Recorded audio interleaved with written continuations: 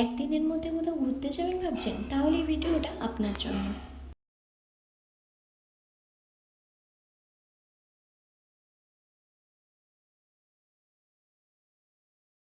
প্রথমেই মধ্যমগ্রাম স্টেশন থেকে টিকিটটা কেটে ফেললাম। তো এই দেখো মধ্যমগ্রাম স্টেশনে কাজ চলছে, তো তারপর আর কি ট্রেনের অপেক্ষা। ট্রেন আসলো, তো কোথায় যাচ্ছি সেটা জানতে হলে দেখতে থাকো। যাচ্ছি টাকিতে, আর যাওয়ার পথে এই সবুজে ঘেরা সুন্দর একটা গ্রামের দেখা, তাই ভাবলাম তোমাদের সাথেও শেয়ার করি। তারপর টাকি রোড স্টেশনে নেমে দিঘির ধার দিয়ে সোজা চলে যাচ্ছিলাম টাকি বাংলাদেশ বর্ডারের কাছে।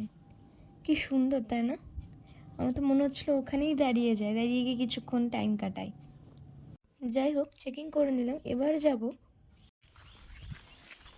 এখন যাচ্ছি গোলপাতা ফরেস্ট।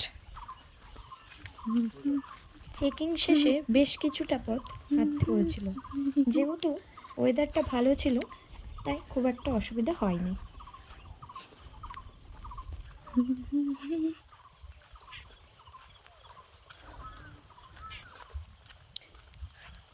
বৃষ্টি পড়ে রাস্তাগুলোর অবস্থা শোচনীয়।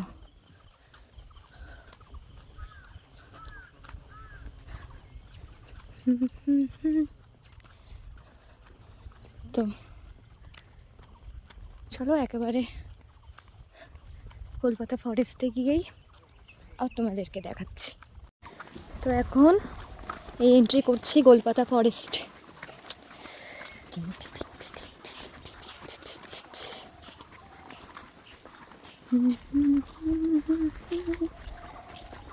এই জায়গাটা ওর মিনি সুন্দরবন বলেও পরিচিত।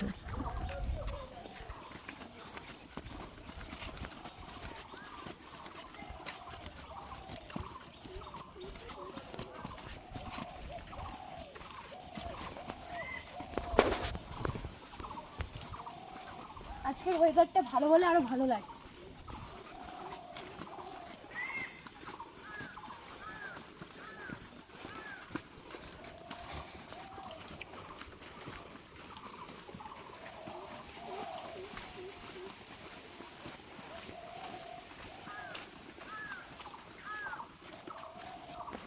ঠিক আছে,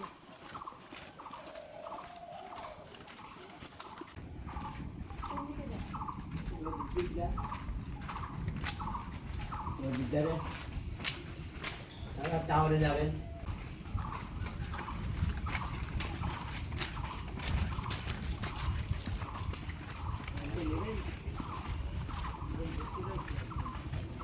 এত সুন্দর ভিউ আর আমার এত ভালো লেগেছে, কোনোদিন যদি আবারও সুযোগ হয় আমি তো আবারও যাব। তোমরা শুধু দেখতে থাকো, দারুণ।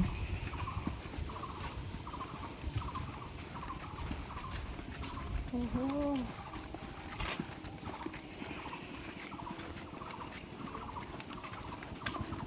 দারুণ দারুণ।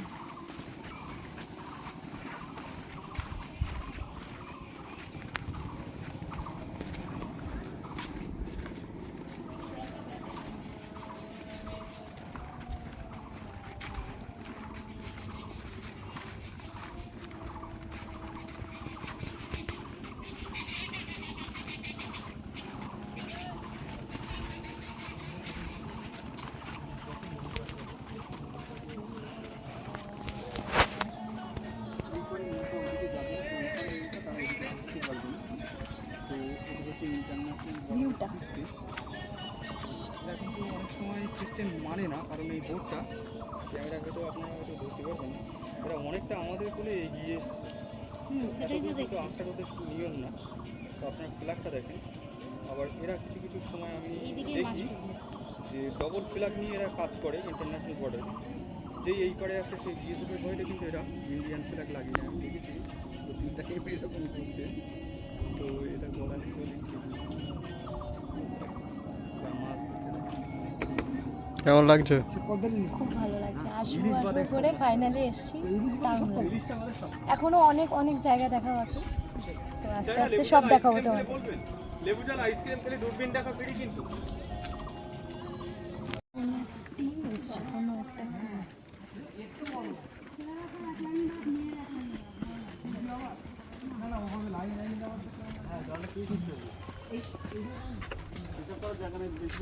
এবার যাচ্ছিলাম টাওয়ারের দিকে।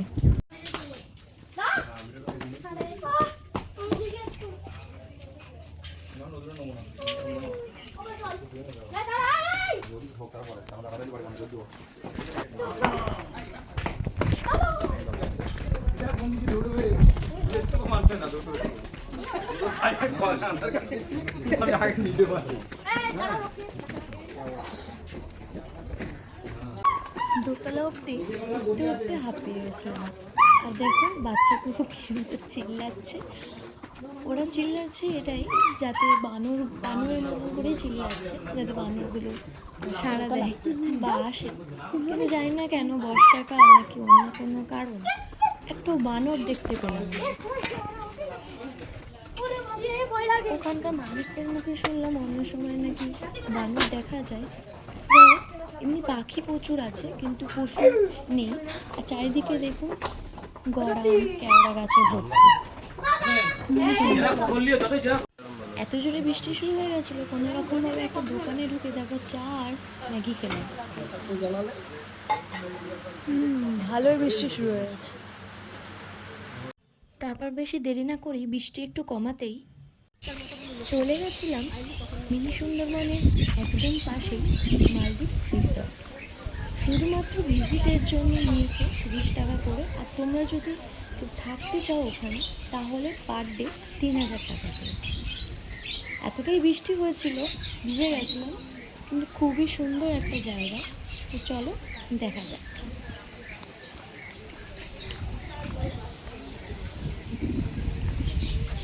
আমরা এখন এসেছি মালদ্বীপে। ওই মালদ্বীপ না,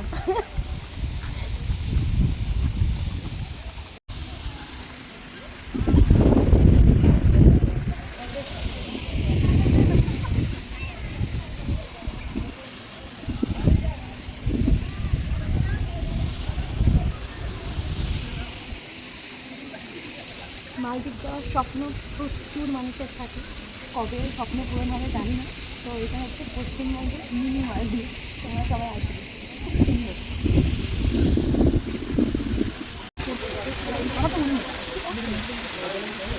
এখন মালদ্বীপের ওয়াটারফল, সুন্দর জায়গা। ধীরে ধীরে বৃষ্টিও হচ্ছে, দারুণ লাগছে।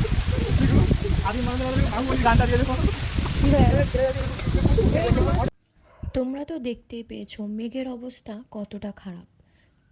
আর আমাকে বাড়িতেও আসতে হতো, তাই বেশি দেরি না করে বাড়ির পথে রওনা দিলাম। আর দেখো লাইট জ্বলার পর কত সুন্দর লাগছে।